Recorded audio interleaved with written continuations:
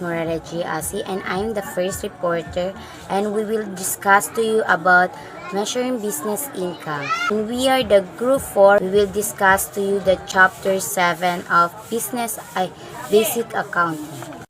And this is my topic, measuring business income, and the two accounting method, which is accrual basis and cash basis, and overview of adjusting process. And there's two process, which is adjusting process and adjusting entries, and there are 7 adjusting entries, which is accrual, prepayment, recollection, depreciation and amortization, estimate uncollectible accounts, ending inventory, and lastly, bank account reconciliation. So that's my topic, and I will discuss it later. And this is our chapter outline, and I would like to share a brief meaning of our topic. So first is measuring business income. So we have two accounting methods commonly used in practice to measuring business income. So first is accrual basis and cash basis. So accrual basis accounting recognize transactions as they occurred, and income is recognized when earned and expenses are recognized when incurred. So second is accrual accounting allows a company to book revenue on its income statement at the time of the sale. These revenues then carry over the accounts receivable on the balance sheet and may lead to operating charges in the operating portion of the cash flow statement if payments are not received. So third is accounting period. Accounting period is the period with reference to which management account and financial statement are prepared. In management accounting,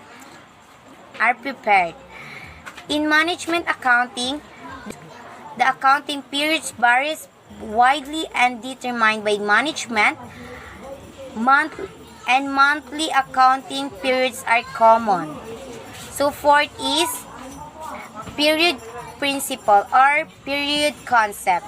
So the time period principle or time period assumption is an accounting principle which states that a business should report their financial statement appropriately to a specific time period.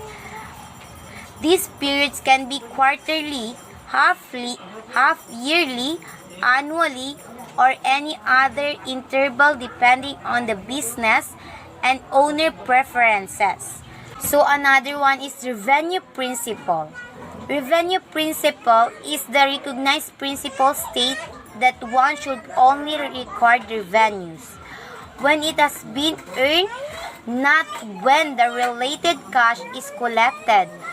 Also under accrual basis of accounting, if an entity receives payment in advance from a customer, then the entity records this payment as liability, not as revenue. Matching principle. Under the matching principle concept, a company should report an expense in the income statement in the same period when it earns the revenue. Another one is use of such a principle helps a company presents an accounts pictures of the operation.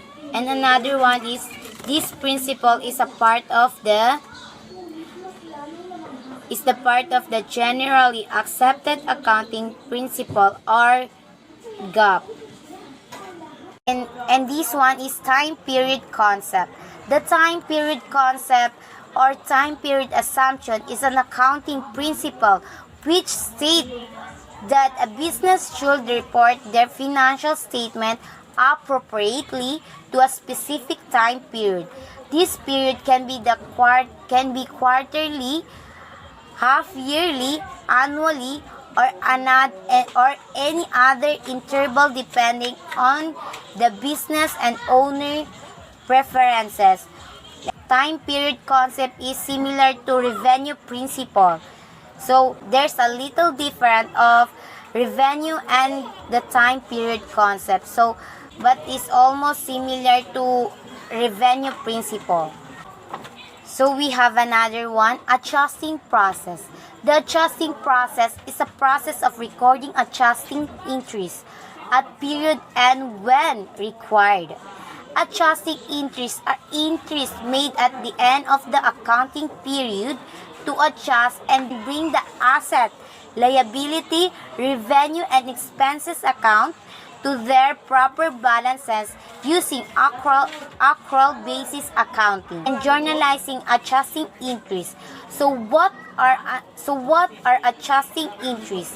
Adjusting entries are journal entries recorded at the end of an accounting period to alter the ending balances is in various general ledger account.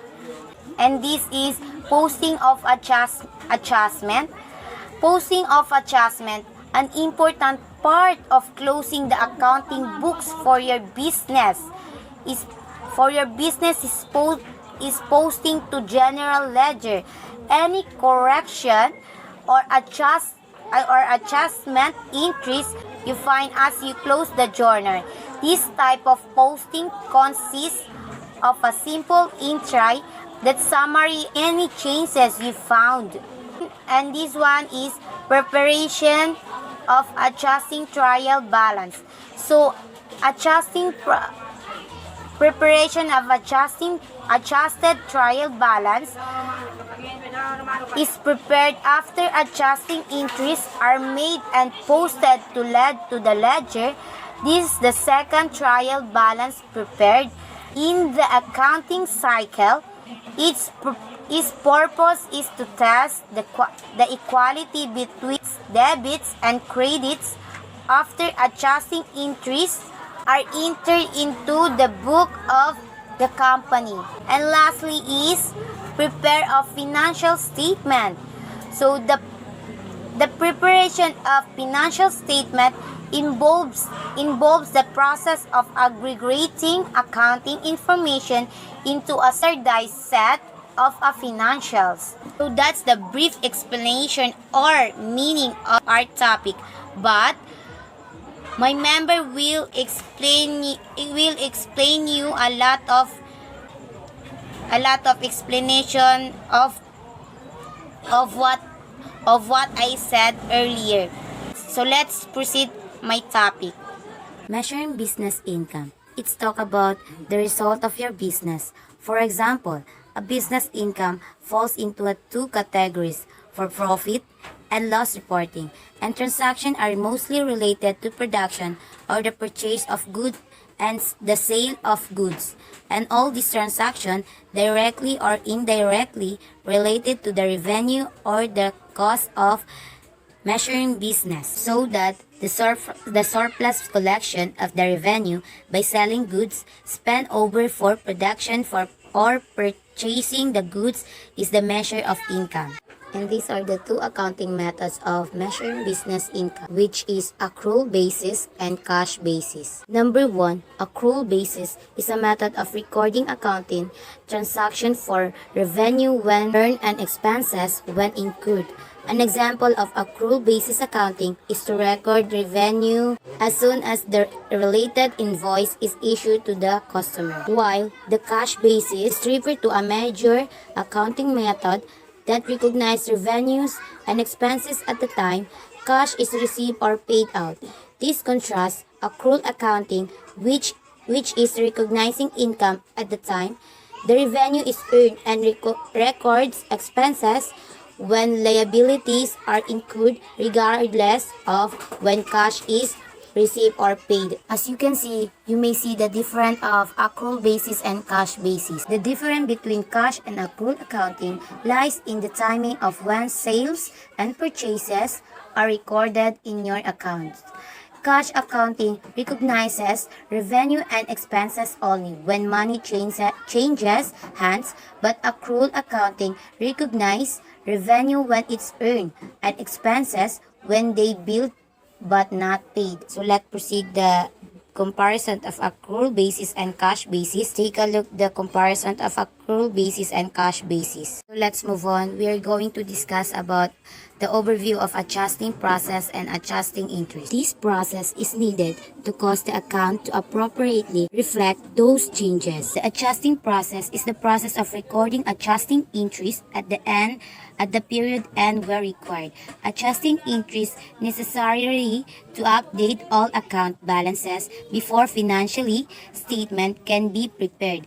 These adjustments are not the result of physically events or transaction but are rather caused by the passage of time or small changes in account balances.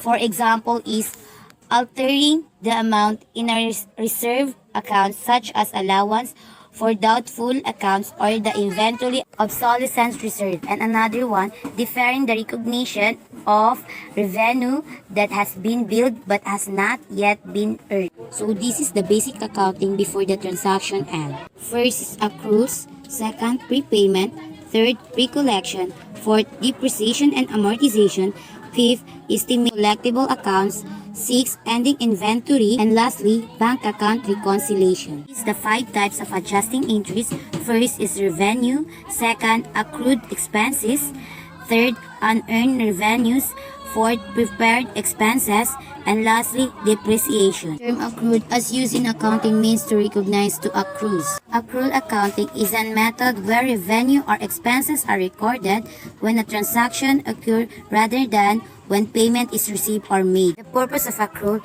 is to improve the quality of information on financial statement by adding useful information about short-term credit extended to customer and coming liabilities owed the lenders.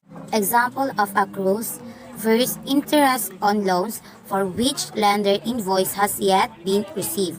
Second, good received and consumed or sold for which no supplier invoice has yet been received. Revenue is revenue that has been earned by providing a good or service but for which no cash has been received. Accrued revenue are recorded or receivable on the balance sheet to reflect the amount of the money that the customer owed the business for the goods or services they purchased. Example list, if a company loans money to individual or business, it will mostly likely accrue interest or revenue. And this is the situation. For example, say company A received a $1,200 interest payment every year from company B, even though company A only received one payment per year. It can be booked accrued revenue every month. And this is another sheet of accrued revenues.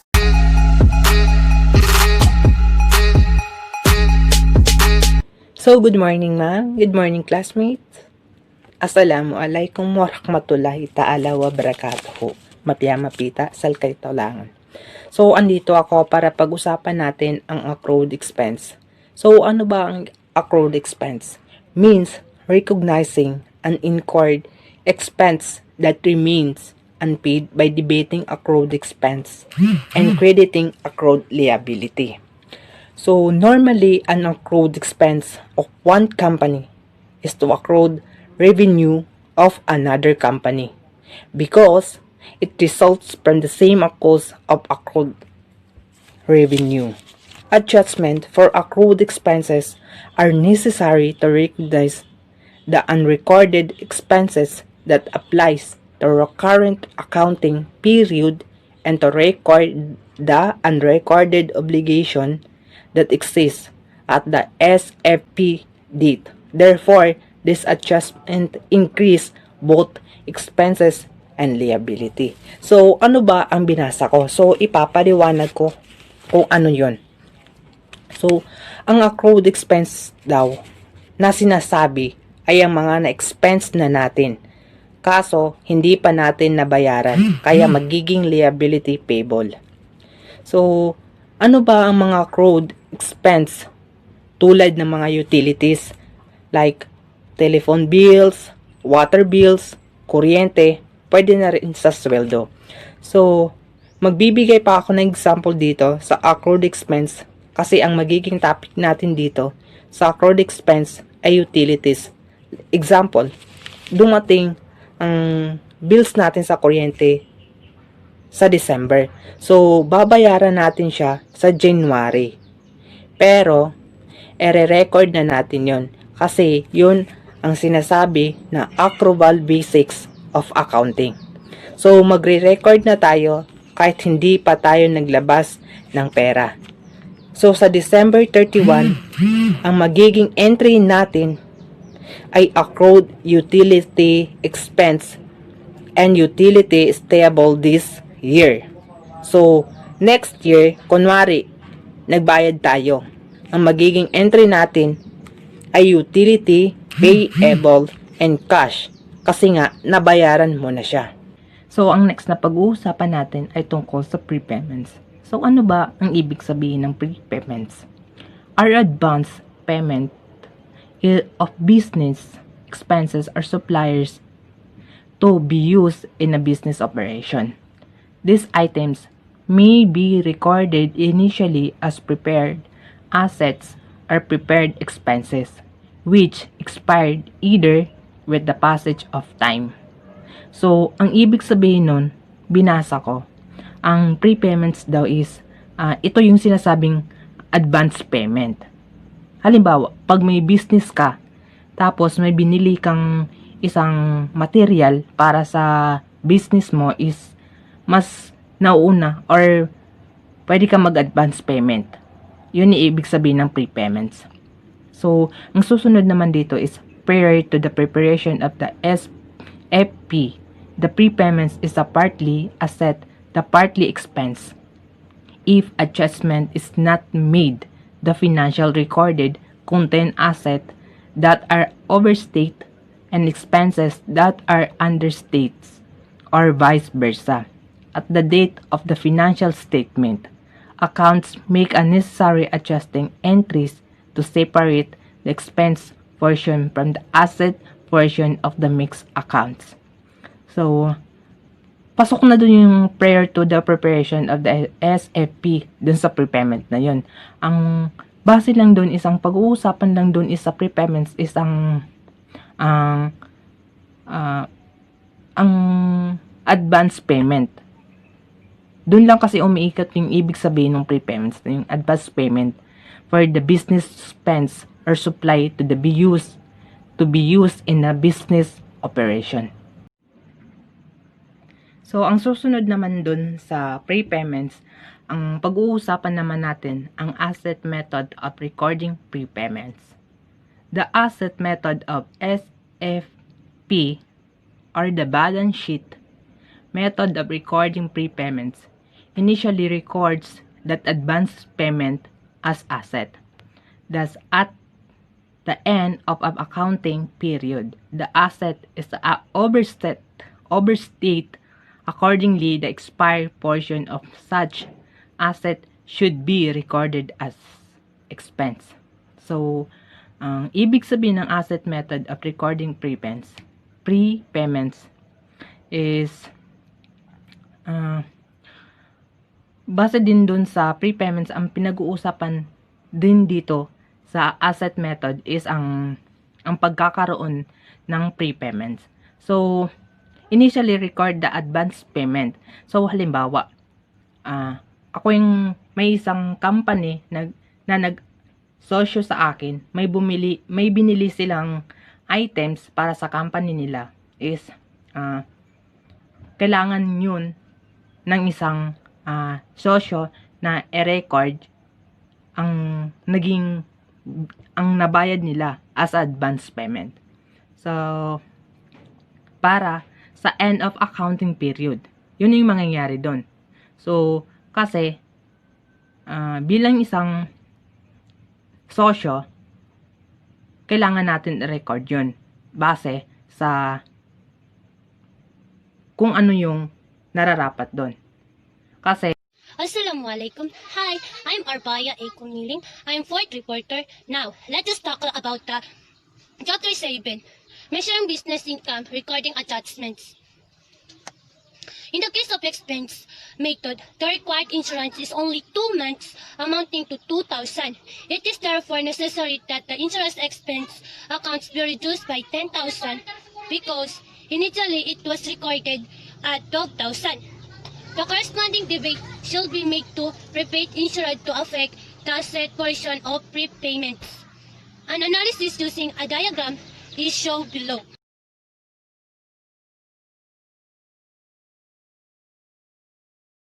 Note that even if the two methods are different from each other, the final adjusted amount of the prepaid insurance and insurance expense is the same. Hereunder are the T accounts reflecting the entries. Now, let us talk about the free collection, also known as deferred revenue, or advanced collections of business revenues from customers. These cash collections or cash payments by the customers are not yet earned by the business. The cash collection may be recognized initially as revenue or liability. If recorded as revenue, there is not overstatement of revenue because the earning process has not been performed. And if recorded as liability, there might be an understatement of revenue because at the end of the accountants make the necessary adjusting entries to separate the revenue portion from the liability portion of the free collected amount. The asset methods and expense methods shall be used alternatively. In other words, if asset method has been used, the expense method should not be used anymore for consistency purposes. There are two methods of recording free collection, namely the liability method and the revenue method. Let us proceed the liability method of recording free collection.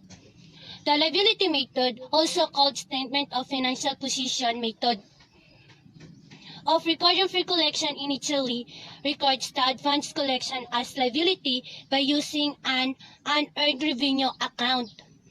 At the end of the accounting period, the liability is overstated when a portion of the collection has been earned. Logically, it is necessary to reduce the recorded liability and recognize the portion revenue earned during the period. The format of adjusting entry for pre-collection liability method will be revenue method of recording pre-collection. The revenue method or SCI method of recording pre-collection initially records the entire amount of advance collection as income earned. Thus, the end of the accounting period, the revenue account is overstated when a portion of the collection has not been fully earned. Accordingly, the related revenue account must be reduced and the corresponding unearned revenue must be recognized. The format of adjusting entry to record the revenue method of pre-collection is as follows. Illustration. On October 1, 2000, King's Court Pension House received in advance a rent income of 60,000 covering a period of 1 year. Initial journal entry. The initial journal entry on October 1, 2000 will be on December 31, 2000 when the financial statements are about to be prepared. The following analysis will be made to affect the adjusting journal entry.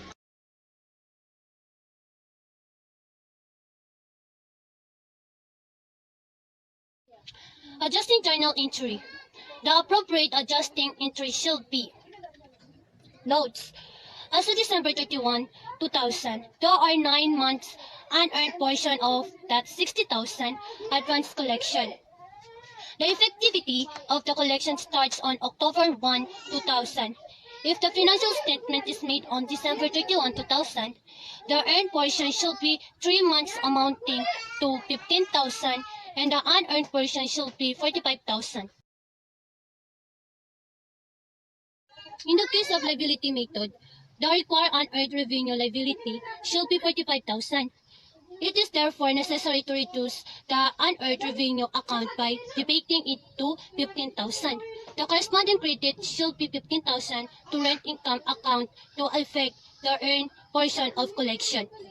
In the case of revenue method, the required rent income is only 3 months amounting to 15,000. It is therefore necessary that the rent income account should be reduced by 45,000 because initially it was recorded at 60,000. The corresponding credit shall be made to unearned revenue or liability amounting to 45,000 to record the unearned portion of collection. An analysis using a diagram is shown below. Note that even if the two methods are opposites, the final adjusted amount of unearned rent and rent income are the same. For purposes of analysis, here are the T accounts reflecting the entries.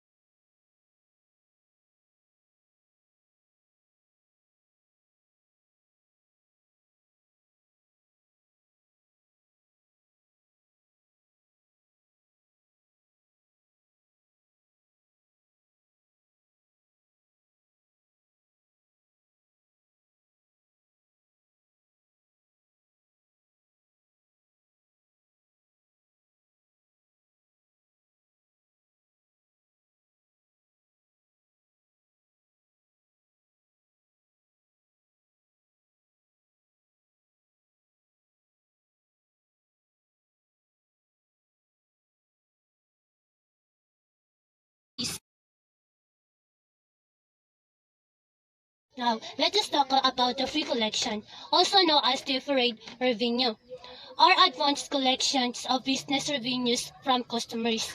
These cash collections or cost payments by the customers are not yet earned by the business. The cost collection may be recognized initially as revenue or liability. If recorded as revenue, there is not overstatement of revenue because the earning process has not been performed. And if recorded as liability, there might be an understatement of revenue because at the end of the accountants make the necessary adjusting entries to separate the revenue portion from the liability portion of the free collected amount. The asset methods and expense methods should be used alternatively. In other words, if asset method has been used, the expense method should not be used anymore for consistency purposes. There are two methods of recording free collection, namely the liability method and the revenue method. Let us proceed the liability method of recording free collection. The liability method, also called statement of financial position method, of recording free collection initially records the advance collection as liability by using an unearned revenue account. At the end of the accounting period, the liability is overstated when a portion of the collection has been earned. Logically, it is necessary to reduce the recorded liability and recognize the portion revenue earned during the period. The format of adjusting entry for pre-collection liability method will be revenue method of recording pre-collection. The revenue method or SCI method of recording pre-collection initially records the entire amount of advance collection as income earned. Thus, the end of the accounting period, the revenue account is overstated when a portion of the collection has not been fully earned. Accordingly, The related revenue account must be reduced and the corresponding unearned revenue must be recognized. The format of adjusting entry to record the revenue method of recollection is as follows. Illustration. On October 1, 2000, King's Court Pension House received in advance a rent income of 60,000 covering a period of 1 year. Initial journal entry. The initial journal entry on October 1, 2000 will be on December 31, 2000 when the financial statements are about to be prepared. The following analysis will be made to affect the adjusting journal entry.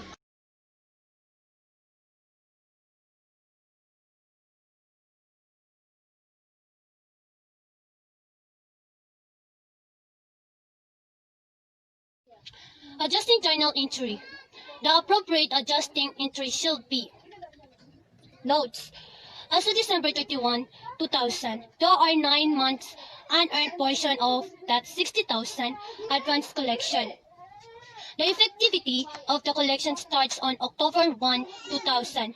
If the financial statement is made on December 31, 2000, the earned portion should be 3 months amounting to 15,000 and the unearned portion should be 45,000. In the case of liability method, the required unearned revenue liability should be 45,000. It is therefore necessary to reduce the unearned revenue account by debiting it to 15,000. The corresponding credit should be 15,000 to rent income account to affect the earned portion of collection. In the case of revenue method, the required rent income is only 3 months amounting to 15,000. It is therefore necessary that the rent income account should be reduced by 45,000 because initially it was recorded at 60,000.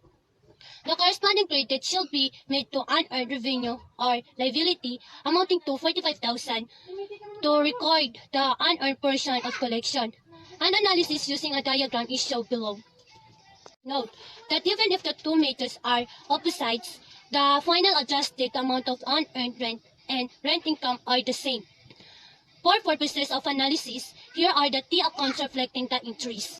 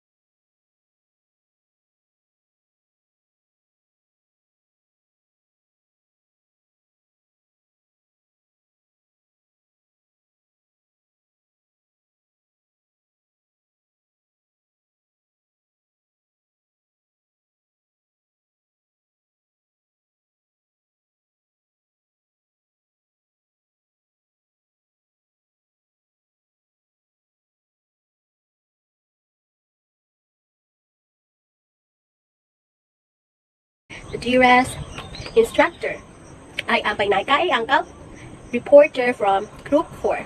So in this video, I'll be gonna tackle the given report to me or the assigned report to me, which is depreciation, amortization, and general ledger. What is depreciation, amortization, and how to list down general ledger? So I will do my best to make sure that you will understand what about depreciation and amortization and what about general ledger. I will make it simple but detailed explanation for you to understand what about those titles. So let's get started. Don't tune out. To explain you briefly what I am talking about here, I will gonna use a board for you to follow what I am talking about. Is that good? Okay, let's get started. Now, what is the definition of depreciation? Depreciation is the allocation of the cost of tangible assets used in business over its estimated useful life in a year in accordance with the systematic and rational allocation expense principle of accounting. From this definition, we encountered the words assets, tangible, and allocation. Let us discover what does those words mean. It would be the key for us to understand what is depreciation. Assets. The entire property of a person, association, corporation, or estate applicable or subject to the payment of debts. In the other words, assets means property. Tangible, an asset capable of being appraised and an actual or approximate value. Appraise means is to estimate a value. Allocation, to apportion for a specific purpose or to particular persons or thing. In other words, distribute. This means that depreciation is a distribution of an estimated value of a certain property. The assets subject to depreciation are property, plant, and equipment, or fixed assets, except land, such as building, furniture, and pictures and equipment, which are used in a business but not recorded as inventory for sale. What do you think is the reason why building, furniture, pictures, and equipment are subject to depreciation except land? Building, furniture, pictures, and equipment can only be used in business for just a few years. Or should we say, it has an estimated useful life, as indicated in the definition of depreciation. Let us take note of this sentence. Assets subject to depreciation are used in business but not recorded as inventory for sale. What does it mean? For instance, you are selling motorcycle. You own that business. And those motorcycle you sell is not subject for depreciation because it would be recorded as inventory for sale. While if your business is a food delivery using motorcycle and that motorcycles are considered as subject to depreciation for it is helping your business to grow for a period of time, they should first be recorded as an asset and their cost is gradually expensed over its useful life. This use portion is called depreciation expense. It is treated as one of the items of operating expenses in the statement of comprehensive income at the end of the period. Now, the big question is how to calculate depreciation expense. Some of the methods in computing depreciation expense are straight line, sum of year digit, declining, and double declining methods for the basic accounting. However, only straight line is discussed. The formula for straight line. Annual depreciation expense equal acquisition cost minus salvage value divided by estimated useful life. Acquisition cost refers to historical cost. It usually includes the purchase price and the incidental cost to acquire and prepare the fixed assets for its intended use. Salvage value refers to the scrap or residual value of a fixed asset at the end of its useful life. Estimated useful life is the estimated economic life of a fixed asset. Example of illustration. On January 1, 2000 something, Computermix acquired a computer with an invoice price of 47,000 pesos and transportation costs and installation costs of 1,000 pesos and 2,000 pesos respectively. The computer is intended for office use. It was estimated to have a useful life of 5 years and a salvage value of 5,000 pesos. General Journal. As we can see, we have 4 columns. Column for date, description, PR, debit, and credit. Date was indicated in the date column, and in the description, we have office equipment, cash, or other appropriate account. Acquisition of computer for office, computed as follows. Invoice price, 47,000 pesos.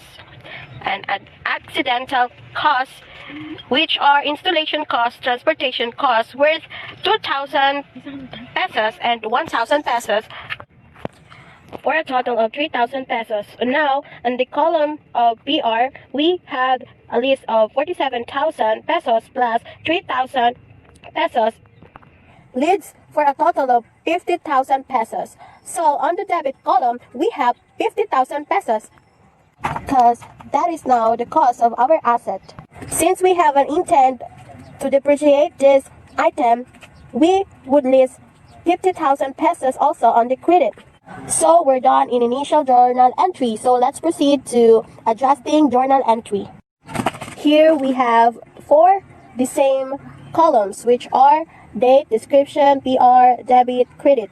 But on the description, we have depreciation expense, accum depreciation office equipment, acquisition of computer for office use, computed as follows. Total acquisition cost. So just remember what is the meaning of acquisition cost.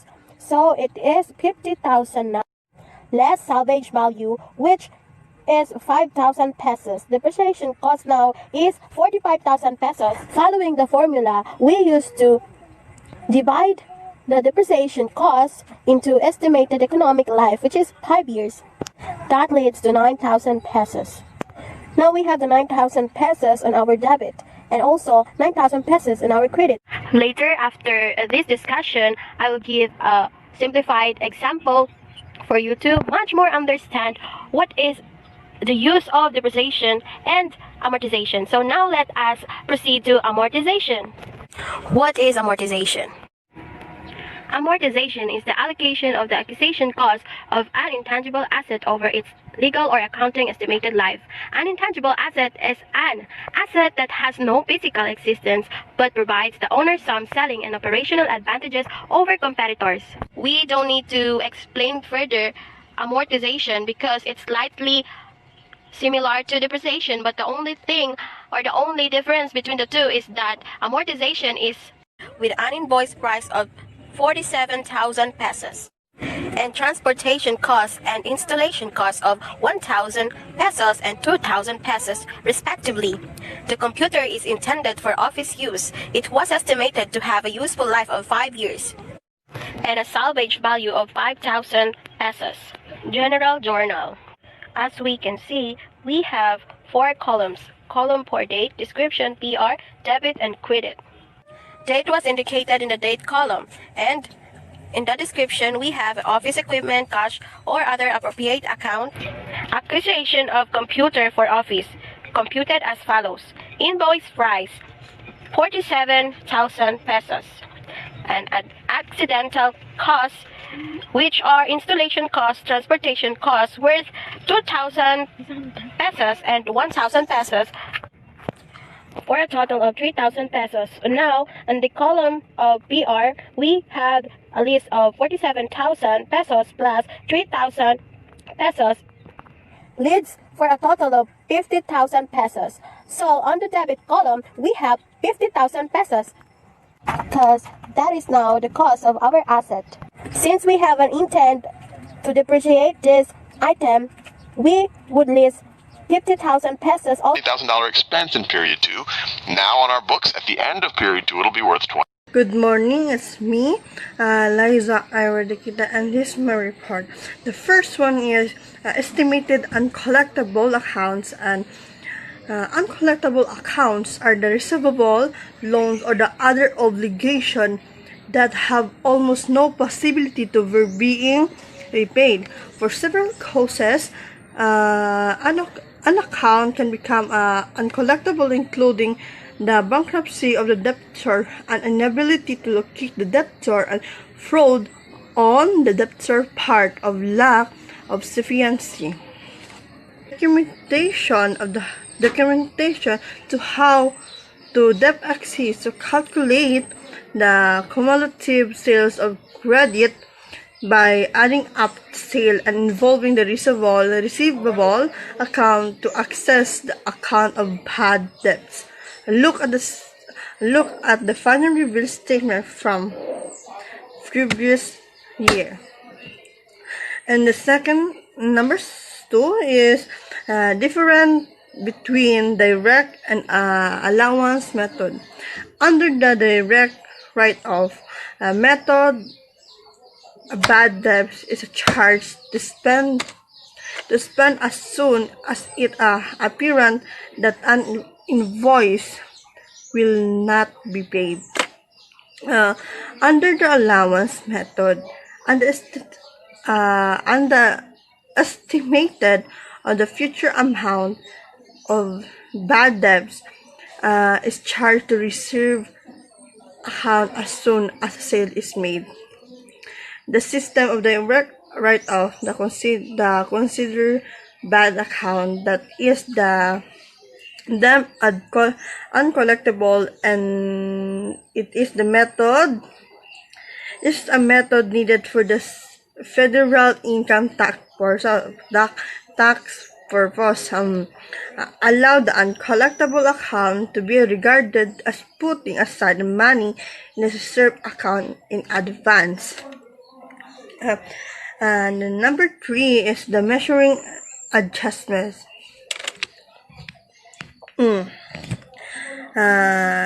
Measuring adjustment, and however to calculate is the profit at the end of the year. Yes, at the end of the year. Corporation must do some additional accounting to correct the record.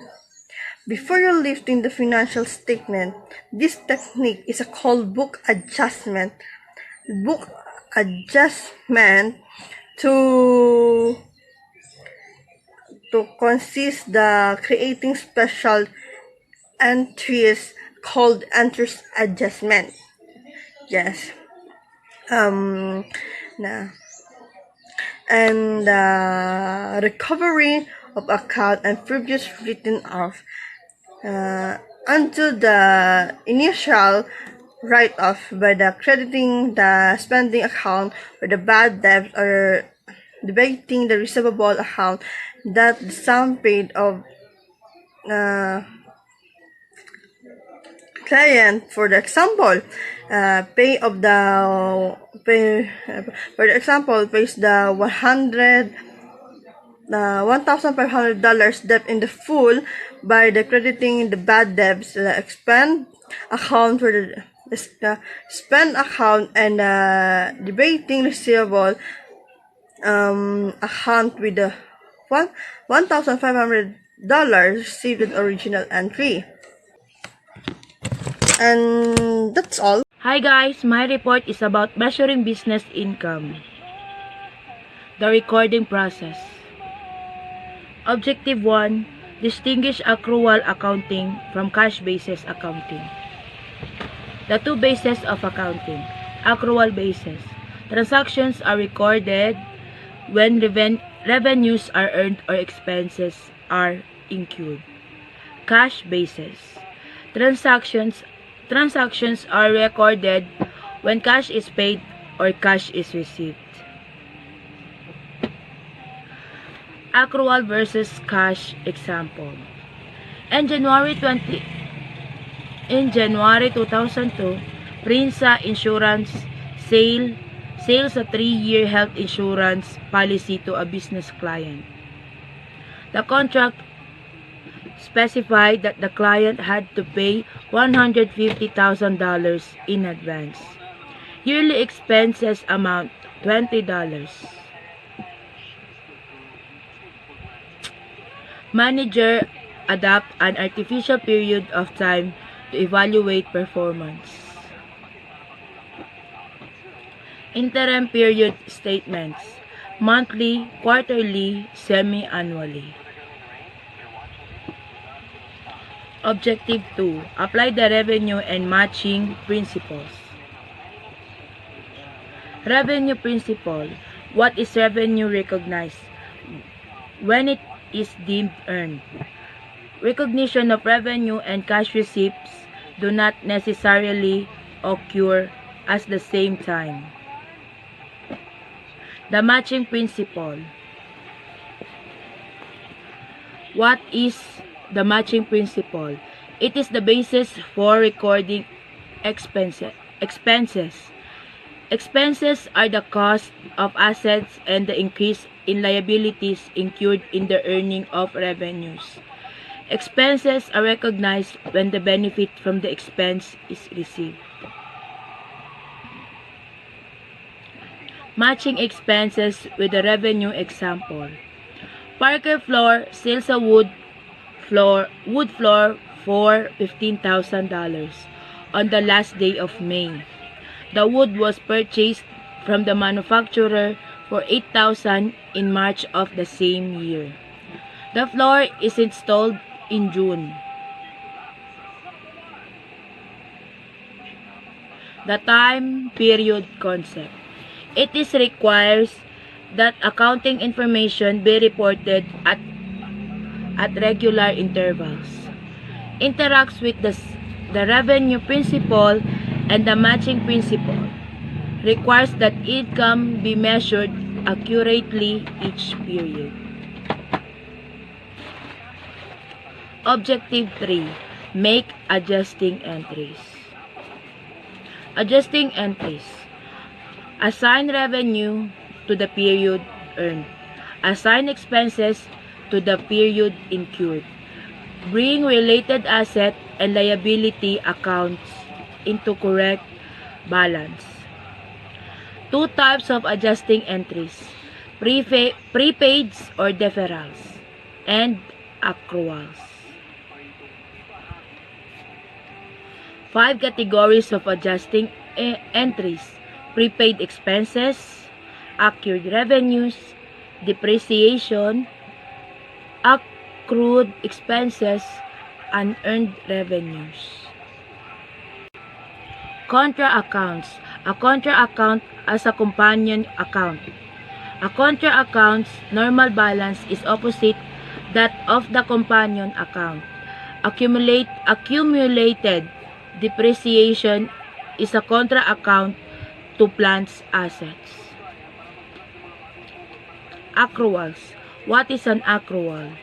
It is the recognition of an expense or revenue that has arisen but has not yet been recorded. Expenses or revenues are recorded before the cash settlement.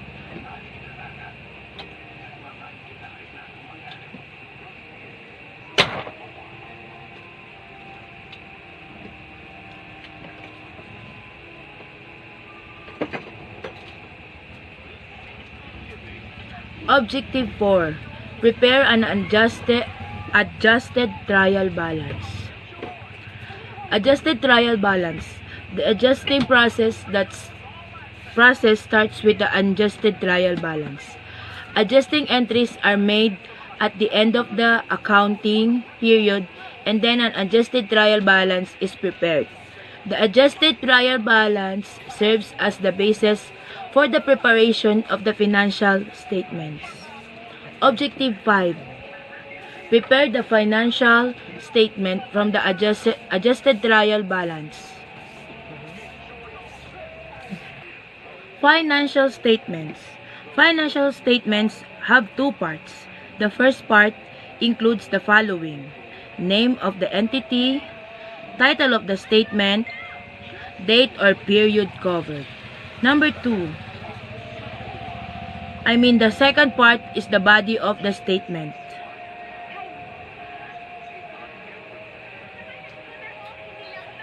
And that's my report. Thank you.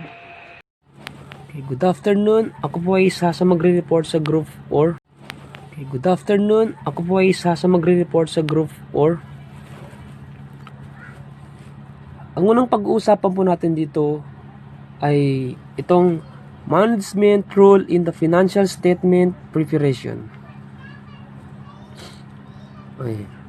For example, the financial statement are the financial report of the management and not of the CPA or auditor. The management therefore must assume the primary and full responsibility of the financial statement. Okay, for example of CPA. CPA or Certified Public Account is a trusted financial advisor who help individuals, business, and other organization plan and reach their financial goals.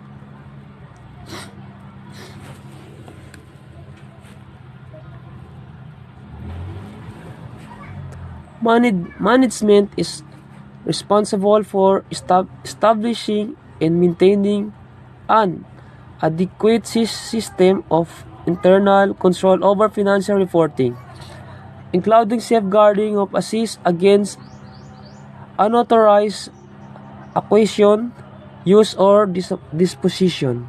Yan po siya guys, yung sa management role in the financial statement preparation. Okay, ang pangalawang pag-uusapan natin dito ay itong measuring business income by recording adjustment. Okay. For example, interest as simple instruction means accounting. Here an example of an adjusting entry in August. You bill a customer $5,000 for service you performed. They pay you in September. In August, you record that money in account receivable as income you're expecting to receive. Then in September, you record the money as cash deposited in your bank account. So, yung po ang example ng recording adjustment, yun po. Okay, dito na tayo sa, ang pag-uusapan natin ay bank account reconciliation. Bank account reconciliation to safeguard the money of the business, part of the internal control mechanism is to account the business cash on impress system. Okay, for example of bank account reconciliation. A bank account reconciliation is the process of matching the balances in an entity's accounting record for a cash account, the corresponding information on a bank statement. The goal of this process into ascertain the differences between the two and to book changes to the account recording as appropriate. Okay. Deposit in transit. These are business collection which are statement because this did not catch up with the cut-off period during the month. For example of deposit in transit.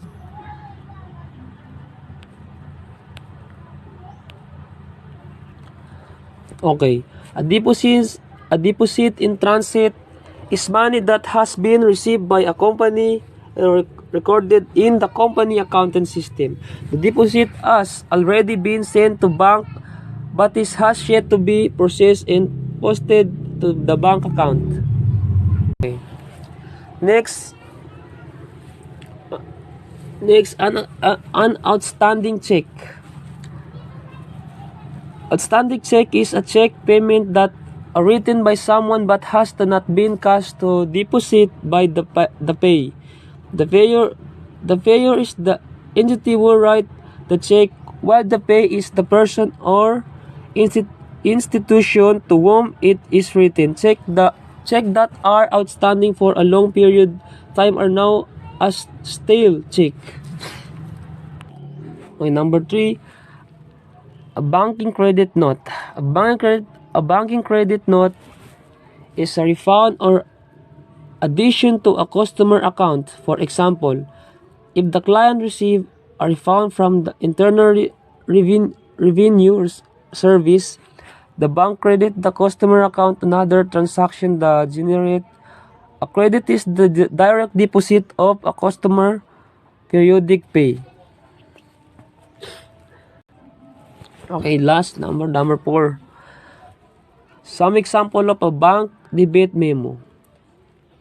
Include the following withdrawals from a company checking account, the company monthly loan payment, the fee for handling a check that the company deposited and the check was returned because of insufficient funds, a transfer of the funds to another account at the bank.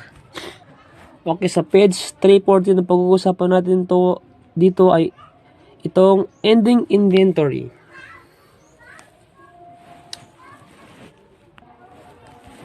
Okay, what is the meaning of ending inventory? Ending inventory is the value of goods available for sale at the end of an accounting period. It is that begin inventory plus net purchase minus cost of goods sold. Net purchases refer in inventory purchases after return of discount have been taken out. Okay, yun lang po at maraming salamat. Good morning, everyone. I am Monica Baginda, and we are the Group 4 representing Measuring Business Income. Basic accounting terms. Acronyms, abbreviation, and concepts to remember. Check out these basic accounting definitions and start to commit them to memory. That way, when you start your accounting education journey, you'll already feel like you're a step ahead in speaking the language. Number 1.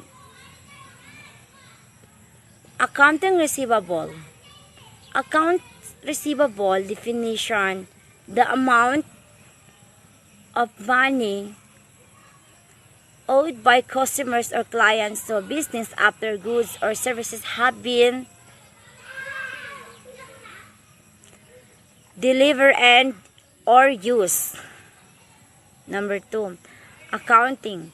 Accounting definition: a systematic way of recording and reporting financial transactions for a business or organization. Number 3. Accounts payable. Accounts payable definition: the amount of money a company owes creditors, suppliers, etc. in returns for a good and or services they have delivered. Number 4. Assets. Fixed and current. Asset, fixed and current definition: current assets are those that will be converted to cash within 1 year. Typically, this could be cash inventory or account receivable. Fixed assets are long-term and will likely provide benefits to a company for more than 1 year, such as a real estate, land, or major machinery. Number 5. Asset classes. Asset class definition: an asset class is a group of securities that behave similarly in the marketplace. The 3 main asset classes are equities or stocks, fixed income or bond, and cash equivalent or money market instrument. Number 6. Balance sheet. Balance sheet definition: a financial report that summarizes a company's asset, what it owns, liabilities, what it owns, and owner or shareholder equity at a given time. Number 7. Capital. Capital definition: a financial asset or the value of financial asset, such as cash or good.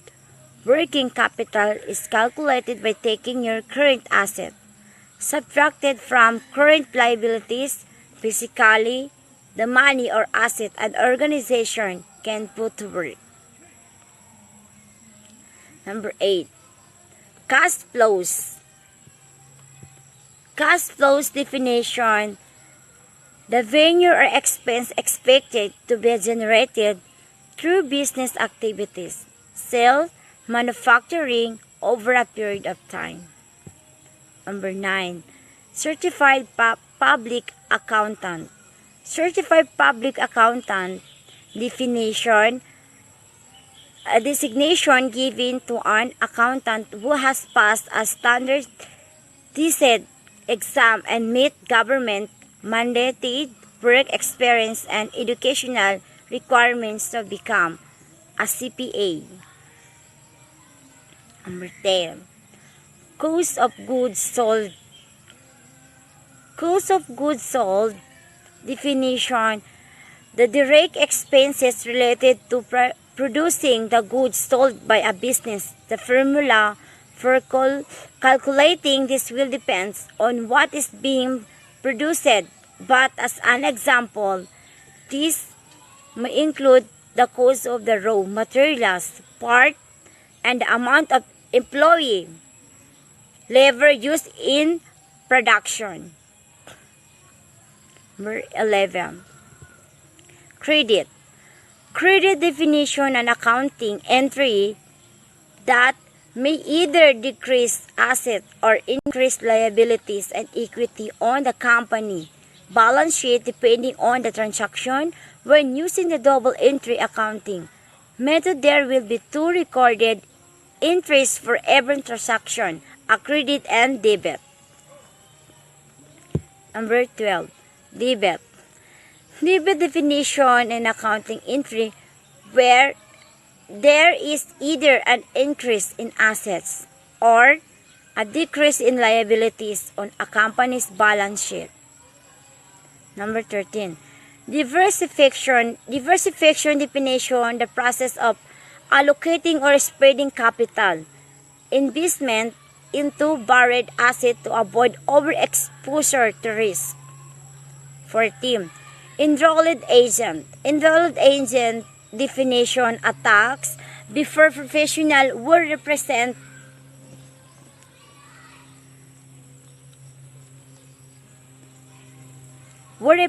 tax payers in matters where they are dealing with the Internal Revenue Services. 15. Expenses: fixed, variable, accrued operation. Expenses definition: the fixed, variable, accrued or day-to-day costs that a business may incur through its operation. Fixed expenses: payments like rent that will happen in regularly scheduled cadence. Variable expenses: expenses like labor costs that may change in a given time period. Accrued expense: an incurred expense that has been paid yet. Operation expense: business expenditures not directly associated with the production of goods or services, for example, advertising costs. Property, tax or insurance expenditures.